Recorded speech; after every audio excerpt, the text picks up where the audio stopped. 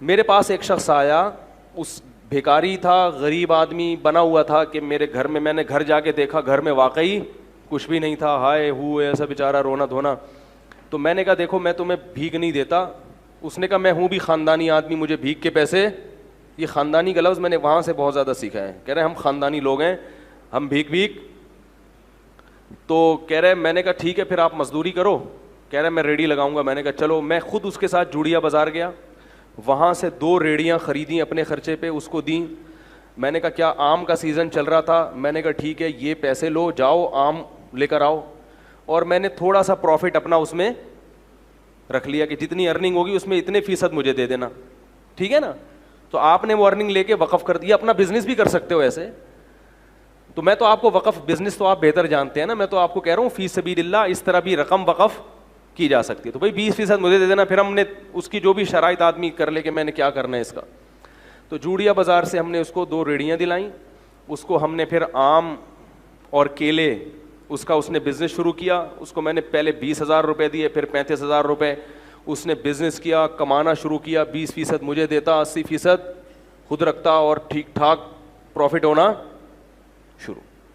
پھر جی آیا کہ وہ میں اصل میں گودام لینا چاہ رہا ہوں تاکہ میں مال کیا اٹھاؤں, کاروبار تو بڑھتا ہے نا. پھر ہم نے کہا جی اچھی بات ہے. گودام بھی گھر کے قریب ہی کہیں دیکھ لیا. اس کا وہ گودام میں نے جا کے دیکھا بھی, چیک بھی کیا. میں نے کہا اچھا ایک غریب آدمی کو کیا ہو رہا ہے, یہ کیا کسی کو پیسے پکڑا دو تو ختم ہو جاتے ہیں, اس طرح کاروبار رن کر کے دو اس کو, اپنا بھی فائدہ اس کا بھی فائدہ. اپنا پروفٹ تھوڑا رکھو تاکہ ایسا نہ ہو کہ وہ بیچارہ جب زیادہ بڑھ جائے کاروبار پھر آپ پروفٹ کا ریشو بڑھا بھی سکتے ہیں, لیکن وقف میں نہیں بڑھا سکتے. ہم نے جناب اس کو پورا گودام بھی لے کے دے دیا. اس نے وہ کیلے لا کے, کچے کیلے ہوتے تھے اس میں وہ کیمیکل لگتا ہے نا, اس سے پکتے ہیں, وہ پک بھی رہے ہیں, اور جناب بزنس ٹائٹ. اتنا پروفٹ مجھے شروع ہو گیا کہ اب ہم نے تمیز سے بات کرنا لوگوں سے چھوڑ دیا. سمجھ میں نہیں آ رہا تھا, گاڑی جو ہے ہم کرولا لیں, وٹس پہ ہاتھ ڈالیں, وٹس چھوٹی گاڑی ہے, مزہ نہیں آئے گا. یعنی اس میں بہت بڑا کاروبار ہو گیا. گودام کے گودام بھر گئے بھائی, نواب شاہ سے ڈائریکٹ زمینوں سے مال اٹھ رہا ہے. ٹائم لگتا ہے لیکن بڑھتا ہے کاروبار. اور وہ بندہ بھی فیک نہیں, بالکل نظر آ رہا ہے بھائی, ریڑھی لگاتا ہوا, پیاز آلو پیاز بھی بیچے اس نے. پھر اس نے اپنے بیٹے کو بھی ملا لیا, ملازمین بھی ہو گئے, دے مار 4.5, کیونکہ محنت بہت کر رہا تھا. وہ نظر ایسا آ رہا تھا, کر رہا تھا نہیں کر رہا تھا یہ تو ابھی آپ کو آگے بتاتا ہوں. اب لوگ میرے پاس آنے لگے, مفتی صاحب یار ہم بھی چاہتے ہیں اس کاروبار میں اپنا حصہ ڈالیں. میں نے کہا ٹھیک ہے بھائی, اگر وہ بندہ کما کے دے دیتا ہے تو بھائی قاری صاحب آپ بھی آ جاؤ, بھائی فلاں صاحب. شکر ہے ایک قاری صاحب ہی آئے, وہ بھی مالدار آدمی تھے. اس کے علاوہ پھر میں نے کسی سے, میں نے کہا نہیں بھائی اس کو ایک دیکھتے ہیں, ابھی چلنے تو دو, ابھی تو 1 سال بھی پورے طور پر نہیں ہو سکا. تو جی ہم اس کے گھر بھی جاتے تھے اور وہ ہمارے گھر آتے تھے. بڑا اچھا ماشاء اللہ ہمارا بزنس شروع ہو گیا, اس کو ٹھیک ٹھاک پروفٹ ہونا شروع. لیکن میں نے دیکھا کپڑے وہی اس کے چماروں والے.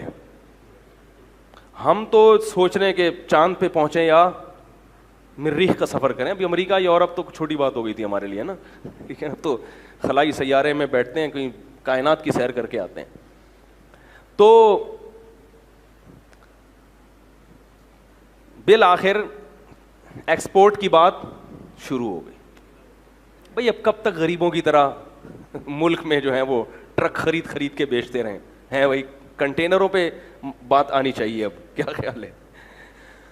تو جتنے کما رہا تھا نا اس سے ڈبل انویسٹ ہو رہے تھے. بات آ رہی ہے سمجھ میں؟ جیسے آج اتنا پروفٹ دے دیا, 1 مہینے میں اتنا دے دیا, تو اب بھائی کاروبار تو ہر آدمی کہتا ہے بڑھاؤ, تو اور اس کو دے دیے ہم نے پیسے, اور کاروبار نظر آ رہا ہے. آلو پیاز ٹماٹر بھی بکتے ہوئے نظر آ رہے ہیں. گودام سے منڈی بھی جا کے میں نے دیکھا, وہاں بھی باقاعدہ اس کی ایک شاپ ہے جہاں سے وہ سارا بزنس ہو رہا ہے.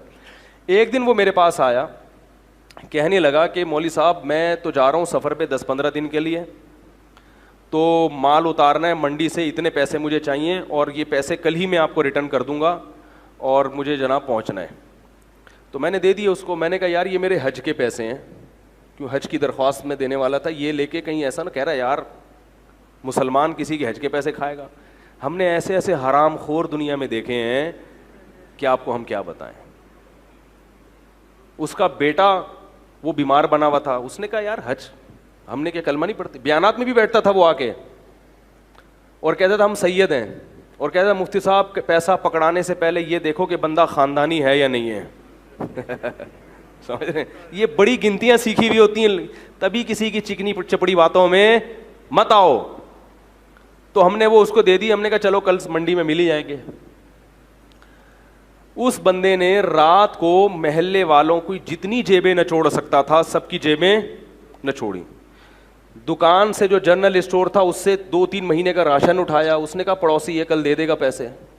کسی سے چلتے ہوئے کسی سے اگر امید تھی نا 50 روپے مل جائیں گے ادھار, تو اس سے 50 روپے بھی لیے, کسی سے 500 لیے, کسی کے 1 لاکھ, ہمارے تو لاکھوں روپے لیے ہوئے تھے. ہر آدمی سے جتنا نچوڑ سکتا تھا اس نے نچوڑا. اسٹیمپ پیپر پہ جو ہمارا ایگریمنٹ ہوا تھا وہ لکھا ہوا تھا اس کے انگوٹھے کے ساتھ, یعنی میرے تو اس سے جو پیسوں کا لین دین تھا ریٹرن بھی تھا نا سارا, انگوٹھا بھی, آئی ڈی کارڈ بھی, سب کچھ.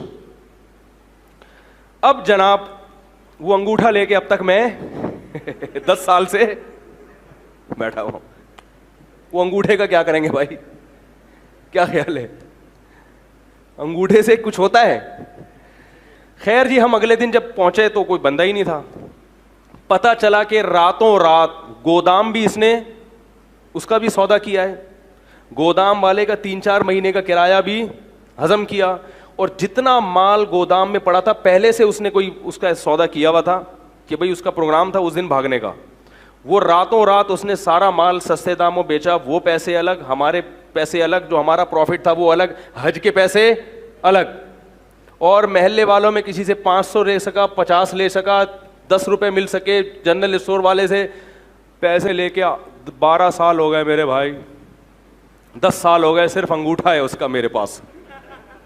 10 سال کے بعد میں نے کرنا سوچا کہ اس انگوٹھے کو دیکھ کے کیا آدمی حسرت کرے اس انگوٹھے کو بھی, کیونکہ کچھ بھی نہیں ہو سکتا, کچھ بھی نہیں ہو سکتا. کراچی اتنا بڑا ہے کہ وہ غائب. پھر پتا چلا کہ محترم کا بزنس ہی یہی ہے, یہ غریبوں والے کپڑے پہنتے ہیں, گھر میں کوئی بھی چیز نہیں رکھتے, کچھ ادھار غریب بچے لیے ہوئے ہیں اس نے رینٹ پہ, ٹھیک ہے نا, غریبوں سے 2-4 بچے ادھار لے کے رکھ دو بھائی, کوئی آئے گا تو منہ دکھانے کے کہ یہ میرے بچے ہیں. اس طرح کا پتہ نہیں, ہو سکتا ہے اپنے ہی بچے ہوں, واللہ عالم. تو ان کا کئی سالوں سے یہی کاروبار. کیا ہوا کہ ہم نے اس کو تلاش کیا, نہیں ملا, غائب ہو گیا. ہم نے کہا چلو بھائی جو چیز قسمت میں نہیں تھی وہ. ایک دن ایک سبزی منڈی سے ایک پٹھان آیا باجوڑ کا, مجھ سے ملنے کے لیے, بڑا لمبا تڑنگا. کہنے لگا وہ بندہ تھا اس نے آپ کے پیسے لے کے بھاگا. میں نے کہا ہاں. کہہ رہے میں منڈی میں کئی سال سے کاروبار کر رہا ہوں, آج تک مجھے کسی نے چونا نہیں لگایا پوری. کہہ رہے میں اتنا ہوشیار آدمی ہوں کہ مجھے چونا لگانا آسان نہیں ہے. کہہ رہے کہ یہ آدمی مجھ سے کئی لاکھ روپے لے کے. میں نے کہا پھر کیا؟ کہہ رہے میں مفتی صاحب آپ کو یہ بتانے کے لیے آیا ہوں کہ اللہ کی قسم مجھے پیسہ نہیں چاہیے. کہہ رہے میں نے قسم اٹھائی ہے, میں نے بندوق خریدی ہے کہ یہ مجھے اگر مل گیا, اس کے سر میں اگر میں نے 7 گولیاں نہیں اتاری تو میری بیوی کو 7 طلاقیں ہیں. میں نے کہا کیا کر رہا ہے بھائی؟ کہہ رہے نہیں مجھے پیسوں کا غم نہیں ہے, پوری زندگی مجھے کسی نے چونا. تو میں نے کہا جب اتنے بڑے فنڈر کو چونا لگ گیا تو بھائی ہم تو اس فیلڈ کے ہیں ہی نہیں. تو اس نے بندوق, اس نے کہا کہ مجھے بس یہ بتاؤ ہے کہاں, مجھے پیسے نہیں چاہیے. کہہ رہے میں نے اس کے سر میں کتنی گولیاں اتارنی ہیں, نہیں اتاری تو میری بیوی کو طلاق ہے. تو اس لیے یہ جو ریڑی ویڑی کا میں کہہ رہا ہوں نا, وقف کریں, کسی غریب کو ریڑی لے کے دے دیں تو وہ غریب ہو. بہت, میں یہ نہیں کہہ رہا کہ سارے فراڈی ہی ہوتے ہیں, لیکن واقعی دیکھیں اس فیلڈ میں فراڈیوں کا ریشو بولو بھائی زیادہ ہے. تو اللہ کا شکر ہے ہم نے کسی کا پیسہ لگایا نہیں تھا, اور اگر کسی نے لگایا بھی تو ہم نے کہا بھائی ہم اپنی ذمہ داری, لالچ نہیں کی تو وہ جتنا نقصان ہونا تھا وہ حج بھی گیا. حج پھر بعد میں کیا ہم نے, لیکن وہ 2-3 سال تک کیا ہو گیا, نہیں کر سکے ہم. تو وقف کریں لیکن لوگوں کو پہلے کیا کریں, پرکھیں. تو کوئی غریب آتا ہے بولے بھائی یہ کام ہے یہ کر لو. ایک غریب آیا کچھ پیسے مانگنے, میں نے کہا کوئی ملازمت کیوں؟ کہہ رہے نہیں. میں نے کہا یہ ایسا ہے کچرا گلی میں پڑا ہوا ہے, یہ اٹھا کے وہاں پھینکو اور میں آپ کو اس کے 500 روپے دوں گا. اس نے پوری گلی صاف کر دی. ہم نے اس کو, حالانکہ 500 بنتے نہیں ہیں, لیکن ہم نے اس کو کتنے دے دیے. تو بھائی اگر وہ واقعی محنت کر رہا ہے, اس کا مطلب کیا ہے یہ, بولو بھائی, مستحق. تو میں نے کہا یہ جتنا کچرا پڑا ہے نا, ایک شاپر لو, اس میں سارا کچرا ڈال کے پھینک دو, گلی کو کیا کر دو, صاف کر دو. تو یہ عمل سے ایک تو گلی صاف ہو جائے گی, نمبر 2 یہ اس کی علامت ہوگی واقعی مستحق ہے. جو اتنا غریب ہوتا ہے اس کے پھر اتنے نخرے نہیں ہوتے کہ میں کیوں کروں, جب نہیں کرو تو جاؤ نکلو یہاں سے بھائی. دکان پکوڑوں کی اور باتیں کروڑوں کی, وہ اتنا اونچا سر کہ نہیں ہم نہیں کرے گا. تو آپ اس کا مطلب پھر آپ یا تو عزت آپ کو بہت پیاری ہے تو پھر بھیک کیوں مانگ رہے ہو, کیا خیال ہے بھائی. اگر وہ کہے میں یہ کام نہیں کر سکتا تو پھر یہ بھیک والا کام تو اس سے زیادہ گھٹیا ہے. کچرا صاف کر کے پھینکنا کچرا کنڈی میں, یہ گھٹیا کام اتنا گھٹیا نہیں ہے جتنا لوگوں کے سامنے ہاتھ پھیلانا. تو اگر عزت کا خیال ہے کہ بھائی میں ایسا کام نہیں کروں گا جس سے عزت جاتی ہے, تو پھر بھیک بھی نہ مانگو, پھر بولو بھوکا مر جاؤں گا, کسی کے سامنے ہاتھ نہیں پھیلاؤں گا. تو جب ہاتھ پھیلا رہے ہو تو پھر بھائی یہ کچرا پھینک کے آؤ, سارا کچرا کنڈی میں, گلی صاف کرو. اور تھوڑے پیسے نہیں بلکہ آپ کو 50 روپے جو ملتے ہیں اس میں ہم آپ کو کتنے دیں گے, اس سے تعاون بھی ہو جائے گا, صدقے کا ثواب بھی مل جائے گا. تو اس طرح سے کیا کریں. اللہ تعالی ہمیں عمل کی توفیق عطا فرمائے.